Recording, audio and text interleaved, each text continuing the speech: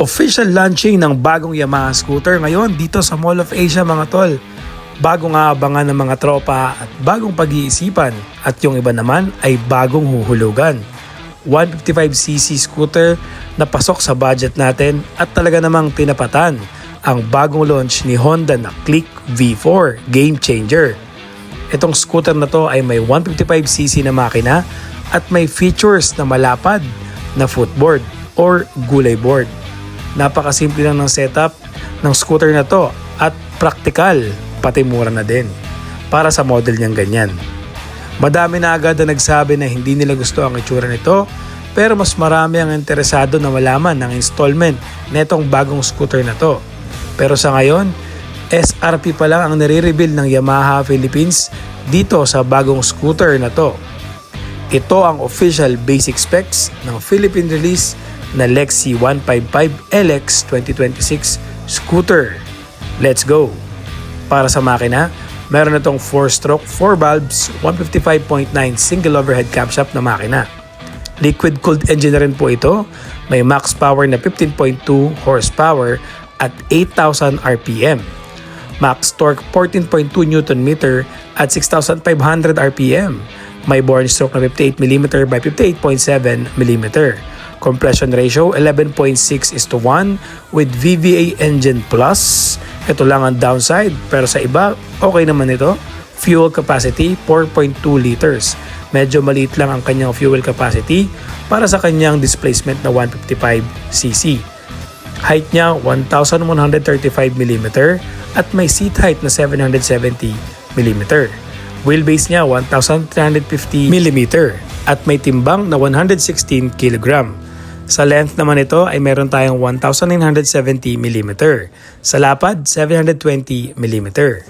Yan ang pinaka-basic specs na pwede mong tignan at pag-isipan bago mo kunin tong bagong scooter ni Yamaha na Lexi 155. Sobrang solid para sa akin ang itsura nito, lalong-lalo na kung ikaw ay Shopee, Lazada, or TikTok na rider. Pwedeng ilagay dyan sa harapan na yan yung mga parcel mo dahil sobrang laki ng footboard or gulay board niyan. Kung titignan mo naman yung itsura niya, very practical at medyo hawig sa Grabis at lumang parang NMAX. Pero pinaka-practical para sa akin is yung suspension nito, yung nilabas sa Pilipinas. Napaka-basic ng suspension, basic din dahil keyless or shutter type ignition pa rin ang ginagamit nila dito. So maraming nagulat dahil nga akala nila may lalabas na ABS version or S version. Miski ako, akala ko merong ganong variant na lalabas sa atin. Pero para sa akin, panalo tong bagong nilabas ni Yamaha dahil nga very practical at sulit yung presyo para sa displacement niya na 155 napakamura ng SRP niya. Nga pala ang suspension nito ay Yamaha standard front telescopic suspension sa harapan. And yung sa likuran naman ay Yamaha rear spring shock absorber oil dump. So napaka-basic lang ng kanyang suspension sa harapan at sa likuran. Braking power niya, front rotor disc brake sa harapan. So disc brake naman ang kanyang harapan kaya goods na goods. Rear standard Yamaha mechanical drum brake naman pagdating sa preno sa likuran. So basic drum brake lang. Parang nung nilabas na yung Aerox, ang tagal nating tinangkilik yung Aerox na yan na 155 at naka-drum brake din. Halos last year lang siya naging disc brake, di ba? Sa tire size naman mga tol, meron tayong 90 by 90 by 14 sa harapan at sa likuran naman ay 100 by 90 by 14. Parehas po yung tubeless at may 14-inch na size sa kanyang casted alloy wheels. So sa mga features naman, napaka-basic lang ng features nito mga tol dahil hindi nga to ABS at S version. Ang basic features nito is spacious footboard para sa akin, magandang features yon. USB type charging port. Stop and start system, meron na rin siya. Magandang bagay din yung start and stop system. Improved front suspension. May hazard light na rin po ito mga bossing, kaya panalo na din talaga. LED yung headlight niya. At itong standard version ay very practical lang at walang ABS at Y-Connect. So para sa akin is napaka-practical ng itsura nito at yung presyo is talaga namang panalo.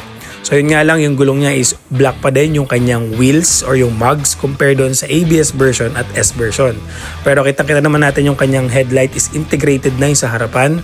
Yung signal light niya integrated din pa sa harapan at parang bulb pa din yun or halogen bulb yung gamit, hindi LED. Pero yung headlight niya is LED na rin naman.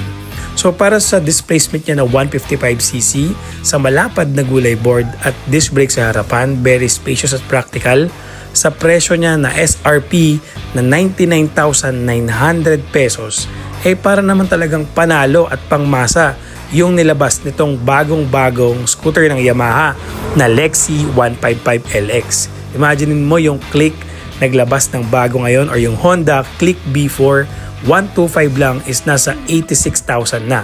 So konting kembot na lang, meron ka ng 155cc na branded din naman at part din ng Big 4 na Yamaha brand. Meron ka ng 155cc sa halagang 99,900 pesos.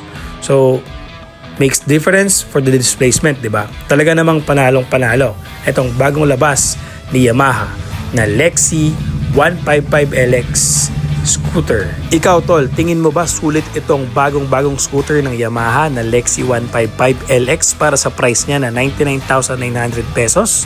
And sa malapad niyang footboard, okay din naman ang itsura para sa akin, very practical at basic at syempre matibay din ito dahil nga Yamaha brand ito.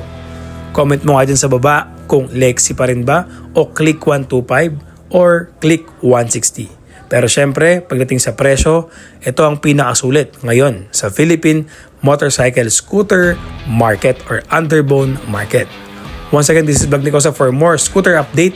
Latest to sa Mall of Asia yung release ni Yamaha Philippines na Lexi launching 155 scooter sa Philippines.